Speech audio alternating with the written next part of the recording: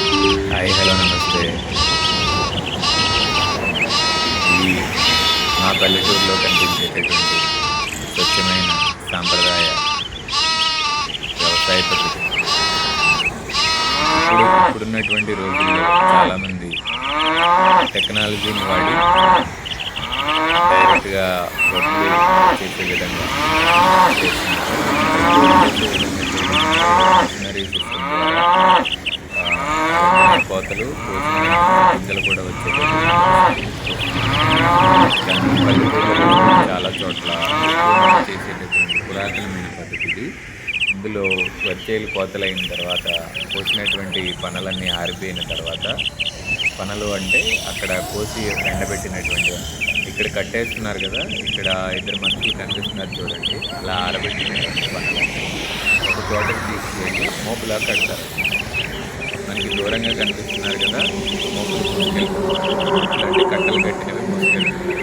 దీన్నే కట్టేత అంటే పనలన్నీ ఒకదాని మీద వేసి కట్టడాన్ని, మోపులా కట్టడాన్ని కట్టేత అంటారు. ఇలా కట్టినటువంటి పనలన్నీ తీసుకెళ్ళి కుప్పల మీద వేస్తారు. ఈ కుప్పల మీద వేసిన తర్వాత కుప్పలు నూర్చాలంటే, కుప్ప నూర్పిడి అంటారు కదా, కుప్పలు నూర్చాలంటే వెంటనే నూర్చేస్తారు. కానీ ఇక్కడ వేరే ఏదైనా ఇంకొక వ్యవసాయం చేయాలి అంటే, మరో పంట వేయాలి అనుకుంటే కనుక కుప్పలు అలానే ఉంచి పంట అయితే వేసేస్తారు. ఇక్కడ ఎక్కువగా ఏం జరుగుతుంది అంటే, ఈ ప్రాంతంలో మినుములు, పెసలు ఇలాంటివి వడ్డీలు కోసేటప్పుడే ఇవన్నీ కూడా చేస్తారు. కాబట్టి మీరు ఎప్పుడైనా గమనించారో లేదో, వరిచేలు కోస్తున్నప్పుడే ఇవి చల్లేస్తారు. మినుములు, పెసలు ఇలాంటివి చల్లుతారు. ఇప్పుడు వీళ్ళు వెళ్తున్నారు కదా, ఈ కోసినటువంటి ఈ పొలాల్లో, ఈ వరి కోసినటువంటి ఈ పొలాల్లో మినుములు, పెసలు చల్లేశారు. చిన్న చిన్న మొక్కలు కూడా అక్కడక్కడ వస్తూ ఉంటుంది. చిన్న చిన్నగా గ్రీనిష్ కనిపిస్తుంది కదా అక్కడక్కడ, అవి చిన్న చిన్న మొక్కలు అన్నమాట. వాటిని తప్పకుండా వాళ్ళు చాలా జాగ్రత్తగా, ఒకవేళ తొక్కినా ఏం కాదు, ఈ పనులన్నీ కూడా తీసుకువెళ్ళి అక్కడ కుప్పల మీద ఇలా కొద్ది రోజులు ఉంచిన తర్వాత అప్పుడు కుప్ప నూర్పుళ్ళు అనేది చేస్తాం. నూర్చేటప్పుడు ఈ కుప్ప అంతా విడగొట్టి ట్రాక్టర్లతో కానీ ఎడ్ల బళ్ళతో కానీ తొక్కించి గింజలన్నీ రాలిన తర్వాత తూర్పోత పోస్తారు.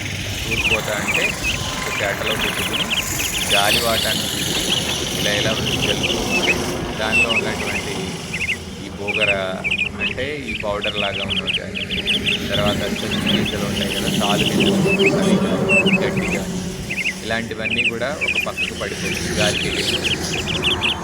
ఇందులో అయితే కొంచెం వేపు గింజలు ఉంటాయో అవి మాత్రమే స్ట్రాంగ్గా ఉంటాయి కాబట్టి అవి ఒక కుప్పలా పడతాయి. అలా పడిన వాటిని బస్తాల్లో పెట్టి వాటిని ఇళ్ళకి చేర్చడం అనేది ఇది సాంప్రదాయమైన పద్ధతి. ఇక్కడ చూస్తున్నారు కదా, జనాలందరినీ ఎంత కోలాహలంగా ఉందో, చక్కగా సరదాగా మాట్లాడుకుంటూ పాటలు పాడుకుంటూ హడావిడిగా పరుగులెట్టుకుంటూ పనిచేస్తూ ఉంటారన్నమాట. ఇంతమందిలో ఇలా పనిచేస్తుంటే ఎంత ఆహ్లాదంగా ఉంటుందంటే చాలా అంటే చాలా బాగుంటుంది. ఇక్కడ పక్షులు చూడండి, చాలా పక్షులు ఉన్నాయి. వాటి ఆహారం కోసం అవి తాపత్రయపడుతున్నాయి. చూడండి ఎంత బాగుందో. పిక్చరైజేషన్ చాలా అంటే చాలా బాగుంది. ఈ పనులన్నీ కూడా ఒక చోట తీసుకువెళ్ళి అక్కడ కట్టుకట్టి ఉంచుతారన్నమాట. ఇంకా చేనంతా పనులు అలాగే ఉన్నాయి. వీళ్ళు కట్టలు కట్టుతున్నారు. ఈ కట్టలు కట్టడాన్ని కట్టేత అంటారని చెప్పాను కదా. కట్టేసిన పనులని, మోపుల్లా కట్టిన పనులని తీసుకువెళ్ళి కుప్పల మీద వేస్తారు. ఆ కుప్పల్లో ఆరుతాయి, బాగా డ్రై అవుతాయి గింజలు కూడా. అలా ఆరబెట్టినటువంటి గింజల్ని ఇళ్ళకి తోలుకెళ్ళేటప్పుడు, అంటే సంక్రాంతి పండగ మనందరికీ తెలిసిందే కదా, సంక్రాంతికి ముందు ఇవన్నీ కూడా పంటలన్నీ కూడా బాగా పండుతాయి. ఈ పండినటువంటి పంట అంతా కూడా సంక్రాంతి సమయానికి ఇళ్లలోకి తీసుకొస్తాం కాబట్టి రైతు చాలా ఆనందంగా ఉంటాడు. కాబట్టి సంక్రాంతిని రైతు పండుగగా చెప్తాం. సో ఇది పల్లెల్లో కనిపించేటటువంటి చాలా సాంప్రదాయమైనటువంటి పద్ధతి. ఇప్పుడున్నటువంటి రోజుల్లో టెక్నాలజీ అనేది అభివృద్ధి చెందడం వల్ల మిషనరీ సిస్టమ్కి ఎక్కువ ప్రయారిటీ ఇస్తున్నారు. దానివల్ల ఇలాంటి ఒక పద్ధతిని మనం మిస్ అయిపోతున్నాం.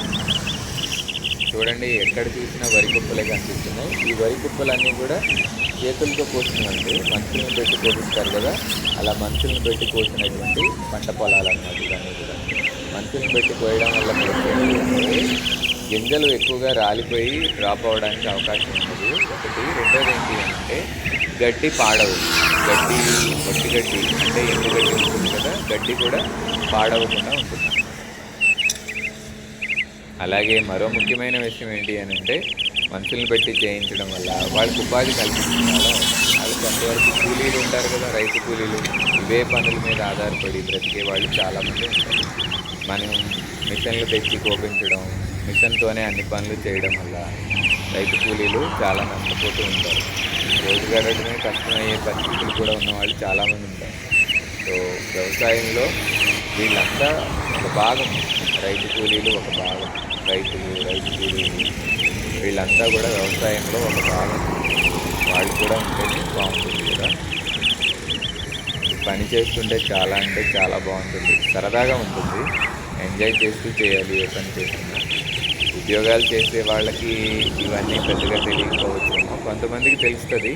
వ్యవసాయ కుటుంబంలో నుంచి వచ్చిన వాళ్ళు ఉంటారు, లేదా వ్యవసాయ కుటుంబంలో నుంచి కాకపోయినా కొంతమందికి అయితే తెలుస్తుంది, ఈ పనులు తెలుస్తాయి. రైతు కూలీల కుటుంబాల నుంచి వచ్చిన వాళ్ళు ఉంటారు, లేదా ఈ పనులు డైరెక్ట్గా చేసి ఉద్యోగాలు సంపాదించిన వాళ్ళు కూడా ఉంటారు. అంటే సిటీ కల్చర్లో ఇవి పెద్దగా కనిపించవు. పల్లెటూర్లలో ఎక్కువగా కనిపించేటటువంటి సర్వసాధారణమైనటువంటి పనులు ఇవి చేయడం, చూడటం అన్నీ కూడా చాలా బాగుంటాయి, సరదాగా ఉంటుంది. అలాగే ఈ పని మనం సొంత పని అయితే చేసుకుంటుంటే చాలా బాగుంటుంది కదా. పక్షులు చూడండి వాటంతటవి ఫుడ్ కోసం ఎంత ఎంపర్లాడుతున్నాయో. ఇక్కడైతే చిన్న చిన్న మొక్కలు కనిపిస్తున్నాయి లోపల పక్క. నేను జూమ్ చేసి చేస్తున్నాను, అది క్లియర్గా లేదు. అవైతే మినువులు, పెసలు అనమాట. చిన్న చిన్న మొక్కలు వస్తున్నాయి.